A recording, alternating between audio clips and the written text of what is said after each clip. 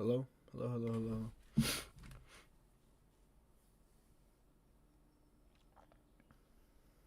Mm.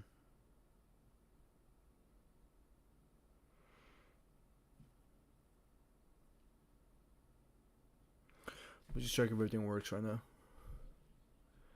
Everything should work.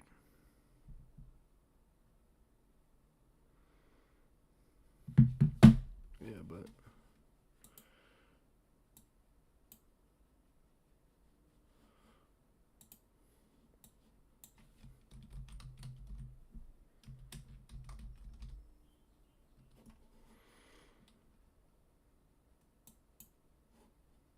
alright, so that's good. One second, I just need to change something on the stream.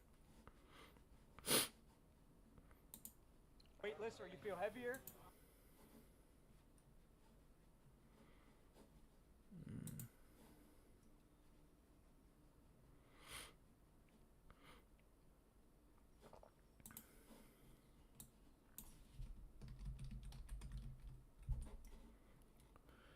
Reactz. There you go.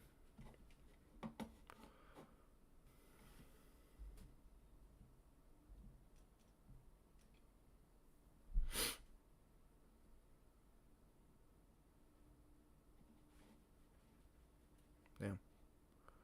Alright.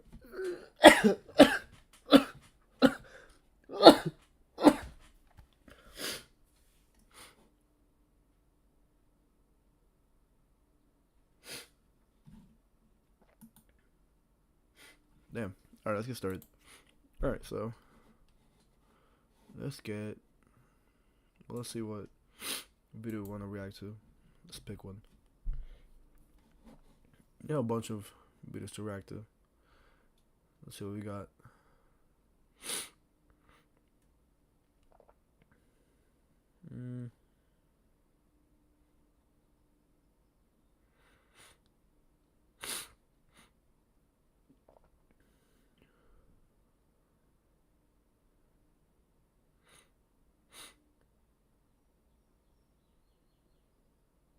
Oh, this looks like a good video.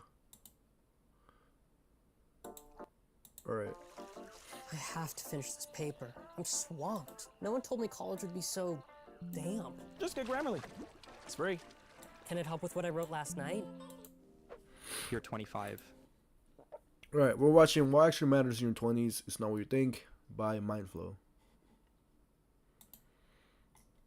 Scrolling through Instagram, seeing peers with dream jobs, exotic vacations, and picture-perfect relationships. That familiar anxiety creeps in. Are you falling behind? The shocking truth is that what society glorifies about your 20s has almost nothing to do with what actually matters for long-term fulfillment and success. Most people chase visible markers of achievement while completely neglecting the invisible foundations that determine their future. Today, I'll show you exactly what to focus on in your 20s that nobody talks about, but everyone wishes they'd known. This isn't about grinding harder or living wilder. It's about the unsexy, high-leverage work that makes your 30s, 40s, and beyond truly legendary. 2 years ago, I was at a reunion with college friends. Everyone was sharing impressive updates, promotions, engagements, home ownership. When my turn came, I had nothing spectacular to report. I'd spent the year rebuilding my mental health, ending toxic friendships, and clarifying my values, all invisible work with zero status attached. That night, I felt like a failure. I created a mental scorecard of all the things I should have accomplished by 27 and beat myself up for every unchecked box. What I didn't realize then was that I'd fallen into what psychologists call narrative conformity, judging my life progress by a cultural script rather than by what would actually serve my long-term well-being. Let me tell you, the science behind this is fascinating. Research shows that your 20s aren't just an extended adolescence. They're a critical developmental period where your brain is undergoing its final major reorganization. During this time, your prefrontal cortex, responsible for planning, decision-making, and self-regulation, is still being refined. This makes your 20s both incredibly malleable and consequential. What most people don't understand is that there's an invisible opportunity cost to chasing the wrong things during this pivotal decade. Every year spent optimizing for external validation is a year not spent building the internal foundations that actually determine your capacity for success and fulfillment later. Think about it this way. Would you rather spend your 20s constructing an impressive-looking house with structural problems beneath the surface, or building an unimpressive foundation that can eventually support a magnificent structure? Most people choose the former without realizing it. In a moment, No, yeah, dude. For you, I think it's more important to build your foundation than anything. Cause like the house can be like rebuilt as many times as you want, but you need a strong foundation for you to start for you to be able to keep going. Cause a lot of people compare themselves of like what they have done like when they're like 25 to someone in their mid 20s, and there's a time for everything. So this guy's speaking facts, dude. I'm going to share the 3 invisible investments that create exponential returns in your life, ones that nobody applauds you for in your 20s, but everyone envies you for by 35.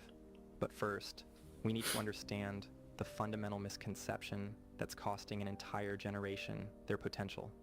The core problem is that we've confused the markers of success with the makers of success. We chase the symbols, the title, the relationship status, the apartment, rather than developing the capacities that naturally produce these outcomes over time. This confusion creates what I call the early achievement paradox. I'm Excel, and I'm Excel with data rails. You know, finance teams love me. I'm pretty much their best friend. The more desperately you chase external markers of success in your 20s, the more likely you are to make compromises that undermine your long-term trajectory. You take the prestigious job you hate, stay in the toxic relationship for status, or accumulate debt, maintaining an image you can't afford, all decisions that compound negatively over time. Let me be clear, I'm not saying achievements in your 20s don't matter. They absolutely can, but they must be byproducts of the right focus, not the focus itself. The right focus. Dude, one of the things that if you're in your mid 20s, that I think you should like focus on is pretty much going to a college that will give you. If you're going to college, not everyone's going to college, but if you are the people that are like going to college, your whole point of going to school is not to party. It's for you to actually get a degree and for you to actually be able to find a job. That's the whole point of going to college. But people, what they look for when they go to college is first if they have like a nightlife, if anything, and if the school is good looking, or it will make them look good if they go to the school.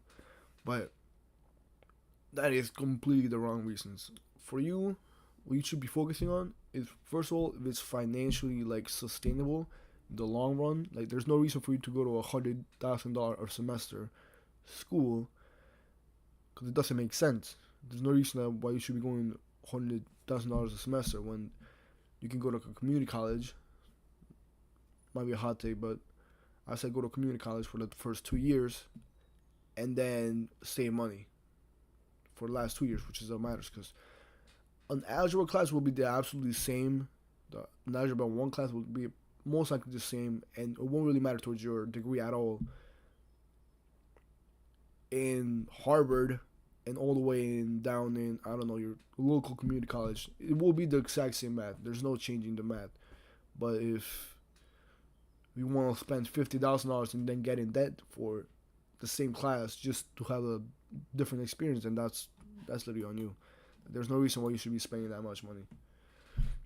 So I would say, like, think about your future, because you're going to be stuck like crazy in debt trying to dig yourself out of it just because you want to party. Like, there's no point with that. If your education is priority, then you should be looking at what the last 2 years, the ones that actually matter, are going to give you. And yeah. This is what I call identity capital. Right focus. The invisible assets you build within yourself that no one can take away and that appreciate over time.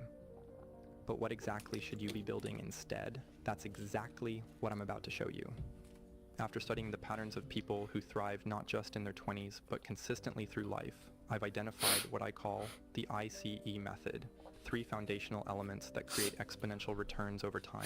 I stands for identity formation. This is the process of discovering and solidifying who you actually are, separate from external expectations and cultural programming. C stands for capacity building. This involves developing your ability to produce value, manage complexity, and navigate uncertainty. skills that compound over decades. E stands for energy protection. This is about creating boundaries and systems that preserve your most precious resource, your physical, mental, and emotional energy. Oh, yeah. Most people's approach to their 20s fails dramatically in all three areas. Here's what it typically looks like. Dude. See, a lot of people look at success if you have like a lot of money, but the way I look at it, if you have like $1 million, but you're pushing 300 pounds and you can't barely move, then that's not living. That's just horrible. Like, yeah, that's just horrible. Like, that's not success at all. Because that doesn't mean that you pull all your points in. Let's say, if you're like a player that you get points, that you can upgrade like certain characteristics.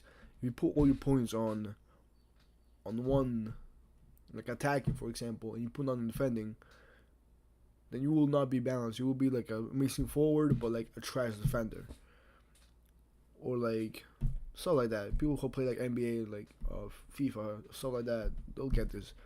You need to be like balanced for you to be able to be good while you play. You can't just be rich and be fat and having heart attacks every 20 minutes. Doesn't make sense. You graduate college and immediately optimize for salary or status. You take a job based primarily on how it sounds to others, not on whether it builds valuable skills or aligns with your authentic interests. You adopt the lifestyle and beliefs of your peer group without questioning them. You say yes to every opportunity and relationship out of FOMO, spreading yourself too thin to excel at anything. You ignore signs of burnout, pushing through with caffeine and weekend recovery. My friend, I know this pattern intimately because I lived it. In my early 20s, I took a prestigious consulting job that looked impressive, but taught me few transferable skills.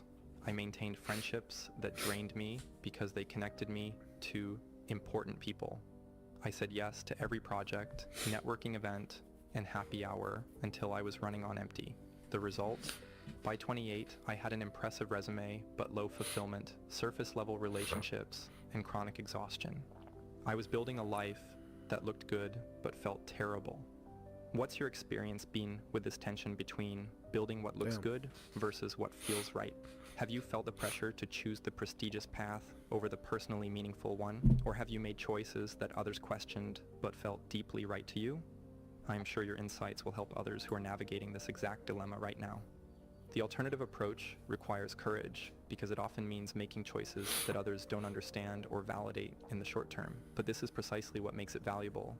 While everyone else is playing the same game, you're making moves that give you long-term asymmetric advantages. Oh, yeah. Imagine being able to build anything just by thinking about it. Meet Base 44. Let me walk you through exactly how to implement each component of the ICE method in your daily life. Starting with identity formation, the goal is to separate your authentic self from your conditioned self. This requires 3 specific practices. First, value excavation, identifying what genuinely matters to you versus what you've been taught should matter. Start by writing down your current goals and then asking why, 5 times for each one. This reveals whether the goal stems from internal values or external pressure. For example, when I thought I wanted to be a lawyer, 5 whys revealed that I wasn't actually interested in law. I wanted the respect and financial security I associated with the profession. This led me to look for ways to achieve those underlying needs that actually aligned with my interests. Second, controlled failure exposure, deliberately putting yourself in situations where you might fail, but the stakes are manageable. No, yeah. This guy is like spitting facts. I think you should put yourself in a scenario where it is harder for you to achieve your goal.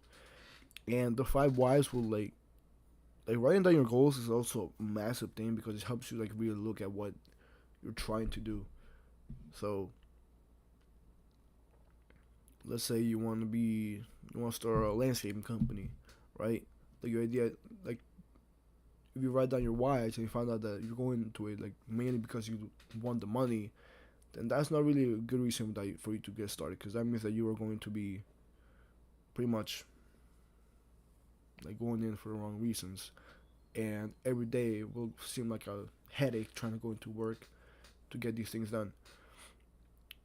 And also 60 chance of failure, 4% of success. I think that's amazing because you should be trying, once again, should be trying challenging things to challenge you, because then it's better to like aim for the stars and hit the moon than aim for the moon and not hit anything, you know? It's like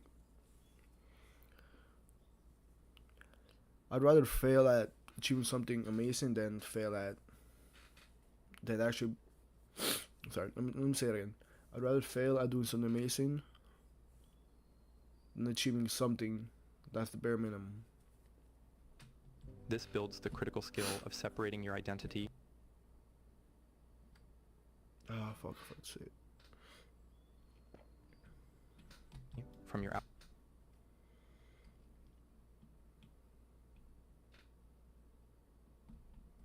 gonna say it again. Cause no one's watching, so it doesn't matter.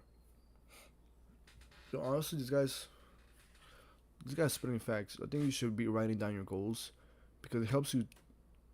First, write down your goals because it helps you work towards them, and then second of all, this guy says 5 right reasons why you want that goal. It really starts to like. Excuse me.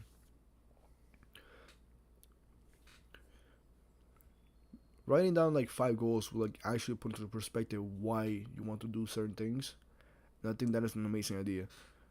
The fact that you're able to think about it and you're talking to yourself mostly why do I want this, it will put you in a position to really think about every reason. Because if you're doing it just for the money, just for the status, then that is not a good reason for you to follow a certain career path.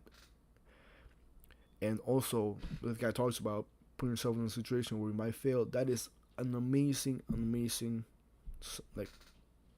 that's an amazing thought. And I think you should 100% try to do that. Because if you put yourself in the position where you might fail, you will try a lot harder than when you know you're 100% going to get it. It is better for you to try to aim for the stars and land the moon than for you to just aim somewhere easy and end up actually making it. There's no point of going for something easy because then you feel unfulfilled because it was just anything that comes easy, it's not worth it. But everything that comes in hard with hard work, long hours, that is 100% way more.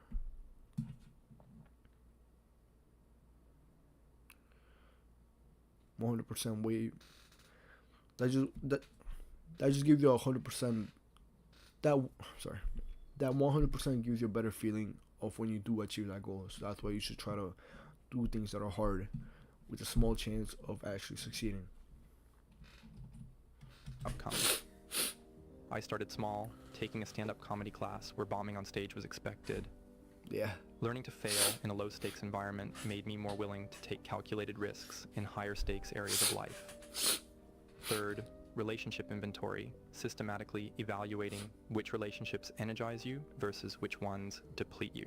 This isn't about cutting people off, but about gaining clarity on where to invest your relational energy. Create a simple 2-column list with energy givers and energy takers. Review this quarterly and gradually shift your time toward relationships in the first column. This one practice alone can dramatically change your life trajectory. For capacity building, focus on developing these 3 meta skills that create compound returns. We're Phoenix Energy, a family-owned oil company focused on unleashing American oil from North Dakota and Montana. We've already sold over 2.9 million barrels, creating steady jobs for hard-working folks chasing the... First, deep work capacity, your ability to focus intensely on challenging tasks without distraction. In an age of constant interruption, this is becoming a rare and valuable skill. Start with just 30 minutes of completely undistracted work daily. No phone, no email, no social media. Then gradually increase this by 15 minutes each week until you can sustain 2 to 3 hours of deep focus. This practice alone puts you ahead of 95% of your peers. Second, discomfort tolerance. Your ability to stay engaged with difficult emotions and situations rather than avoiding them. This is perhaps the most underrated predictor of long-term success. Yeah. Begin building this through small daily discomfort practices. Cold showers, difficult conversations you've been avoiding. or reaching out to people you admire but feel intimidated by. What matters is not the specific discomfort, but your willingness to move toward it rather than away from it. Third, learning agility, your ability to rapidly acquire new skills and adapt to changing conditions. This is increasingly crucial in a world where specific knowledge quickly becomes obsolete.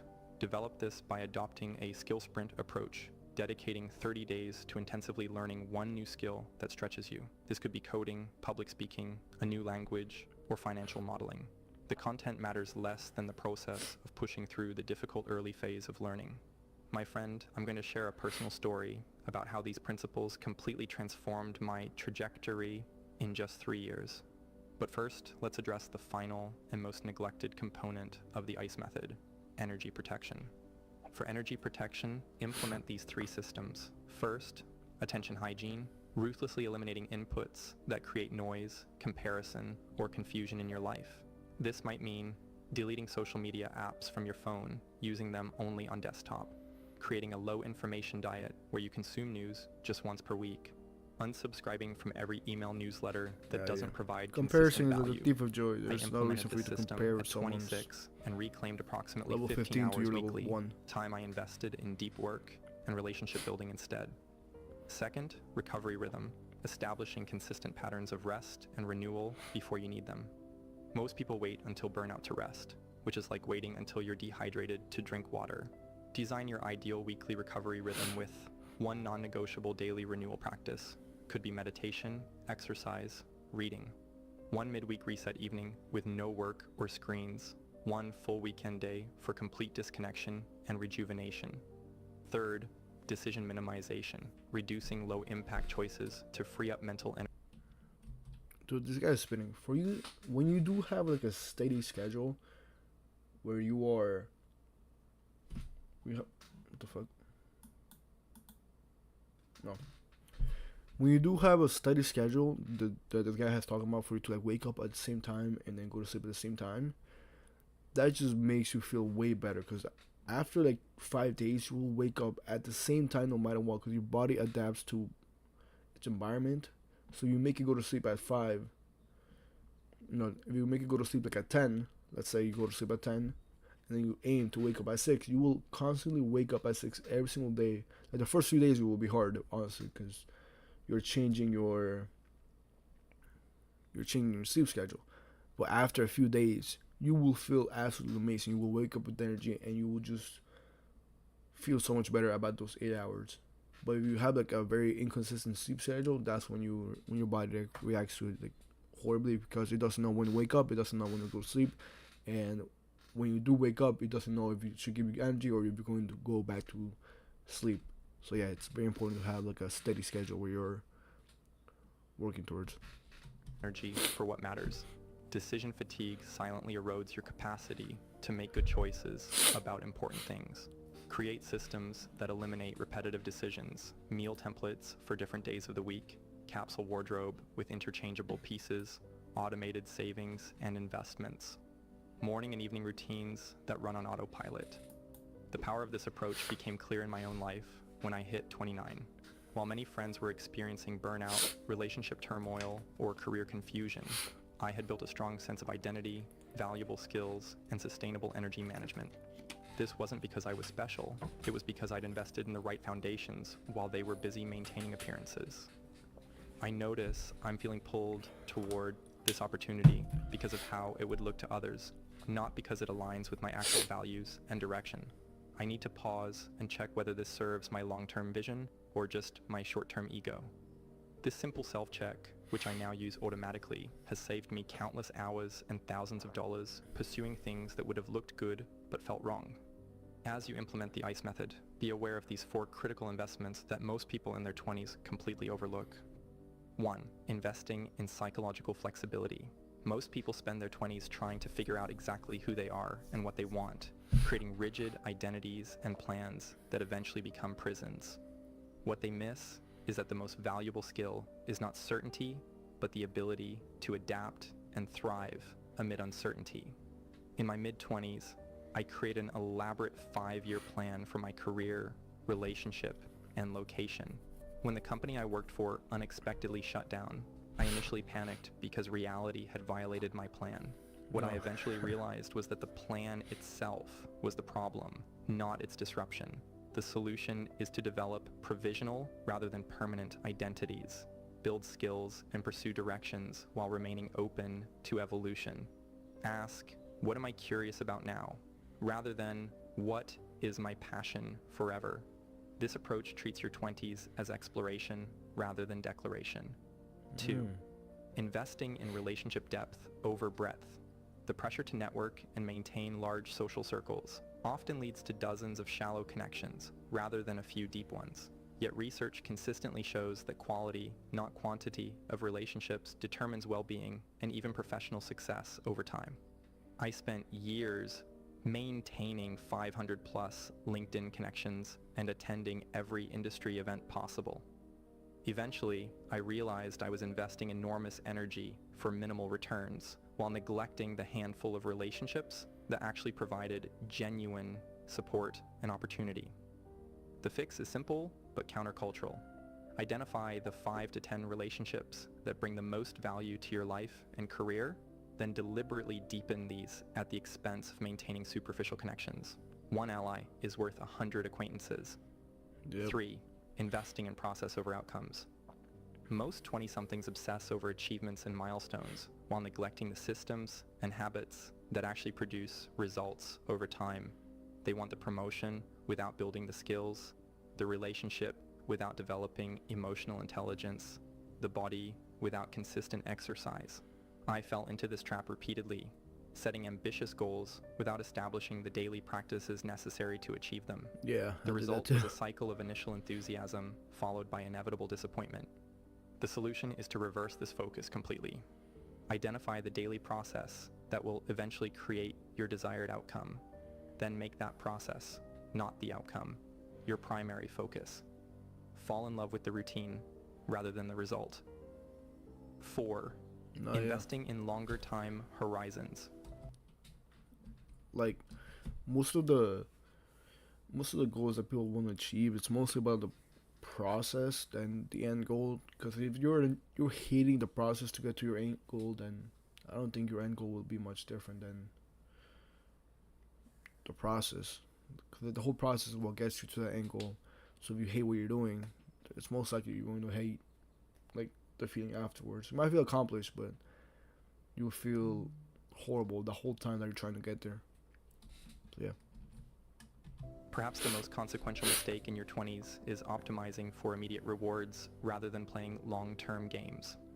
In a culture of quarterly targets and instant gratification, the ability to make decisions with 5, 10, or 20-year horizons is increasingly rare and valuable.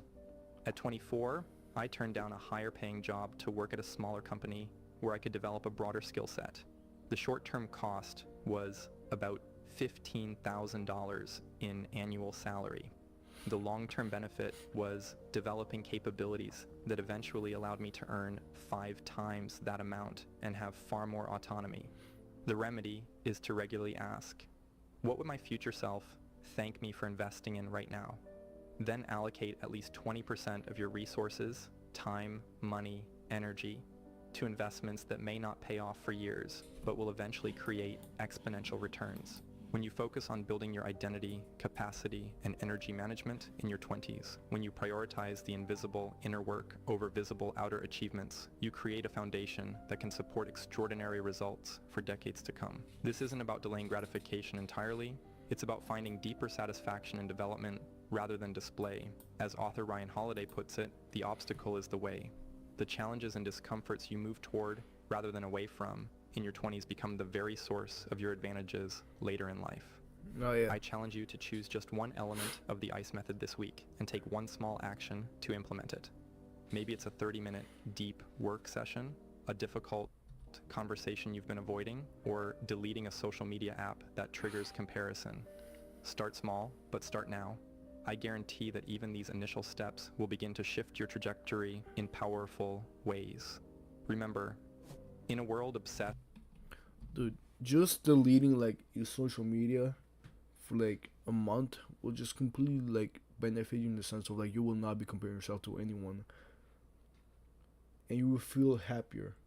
Because a lot of people, what they post on like, let's say Instagram or other social media, so it's just pretty much a highlight of what's going on in their life. It's not really what happens day to day. Like, they might be working every day, and then one day they get off, or for 1 week they get a vacation after working 70 hours a week. Like, that's not really a good life, in my opinion. If you're working 80 hours a week and then get like 2 vacations a year, I don't know if that's really living, in personal opinion. With looking successful, the true power move is becoming the kind of person who can't help but succeed over time, whether anyone is watching or not. If you found this approach valuable, this next video right here will take you even further. Your choice, your life. Start now. Alright. W video, I really liked it. Shout out to Mindflow for creating amazing content. This guy is very good at what he does. Alright. I didn't record it. Oh my god, I'm gonna have to stop stream. Alright. We have a video. That's what matters. Alright. See you guys